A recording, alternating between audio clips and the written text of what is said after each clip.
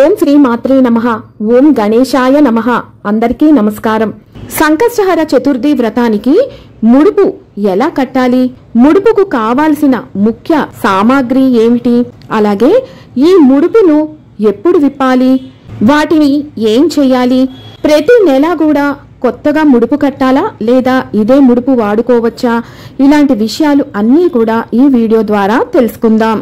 మొదటిసారి ఛానల్ ని చూసేవాళ్ళు మా ఛానల్ ని సబ్స్క్రైబ్ చేసి పక్కనే ఉన్న బెల్ ఐకాన్ ని ప్రెస్ చేయండి. దీనివల్ల మీకు రానున్న ఆధ్యాత్మిక వీడియోస్ అన్ని కూడా నోటిఫికేషన్ ద్వారా మీకు అందుతాయి. మా వీడియోస్ మీకు నచ్చినట్లయితే లైక్ చేయండి, షేర్ చేయండి. సంకష్టహర చతుర్థి వ్రతానికి కట్టేటటువంటి ముడుపుకు కావాల్సిన ముఖ్య సామాగ్రి తెలుసుకుందాం. ముఖ్యంగా ఎరుపు లేదా తెలుపు రవికల గుడ్డ ఒకటి కావాలి. తరువాత 2 ఎండు ఖర్జూరాలు, 2 వక్కలు, 3 తమలపాకులు, బియ్యం, మీ యథాశక్తి కొలది దక్షిణ. సంకష్టహర చతుర్థి వ్రతాన్ని ఆచరించే రోజు ఉదయం పూట సంకష్టహర చతుర్థి వ్రతం చేశానని మొక్కుకొని ఎర్రపు రవికల బట్టను గణపతి ముందు ఉంచి దానిలో ఒక చిటికెడు పసుపు కుంకుమ వేసి 3 దోసెళ్ల బియ్యాన్ని అందులో పోసి ఎండు ఖర్జూరాలు, 2 వక్కలు, దక్షిణతో కూడిన తాంబూలము అందులో ఉంచాలి.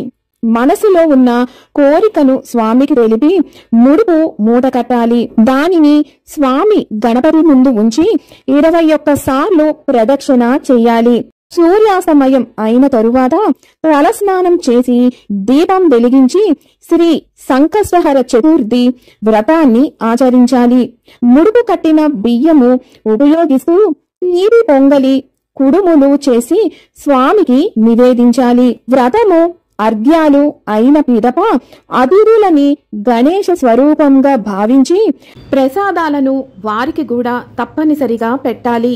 సంకష్టహర చతుర్థి వ్రతానికి ప్రతి నెల కూడా ముడుపు కట్టాలా అంటే అవును అనే చెప్పాలి. ప్రతి నెల కూడా ముడుపు కట్టాలి. ఎందుకు అంటే ఆ కట్టినటువంటి ముడుపులో ఉన్న బియ్యంతోనే మనము ప్రసాదాలను చేసి నివేదిస్తాం కదా. కాబట్టి ఏ నెలకి ఆ నెల కొత్తగా ముడుపు కట్టాలి. సంకష్టహర చతుర్థి వ్రతంలో కట్టినటువంటి ముడుపులో మిగిలిన వస్తువులను ఏం చెయ్యాలి అంటే ఎర్రటి రవికల గుడ్డను, వక్కలు, దక్షిణ వీటినే ప్రతి నెలలో ముడుపు కట్టేటప్పుడు ఉపయోగించుకోవచ్చు. అలాగే ఖర్జూరాలను ప్రసాదంగా స్వీకరించవచ్చు. ఒకవేళ మీరు సంకల్పించుకున్నటువంటి వ్రతము పూర్తి అయిపోతే కనుక ఆ దక్షిణను మీరు దేవుని హుండీలో వేసేయవచ్చు. విన్నారు కదా సంకష్టహర చతుర్థి వ్రతంలో ముడుపును ఎలా కట్టాలి అన్న పూర్తి వివరాలను. మరొక వీడియోతో మళ్ళీ మిమ్మల్ని అందరినీ కలుసుకుంటాను. సెలవు మరి. సర్వం ఈశ్వరార్పణమస్తు. స్వస్తి.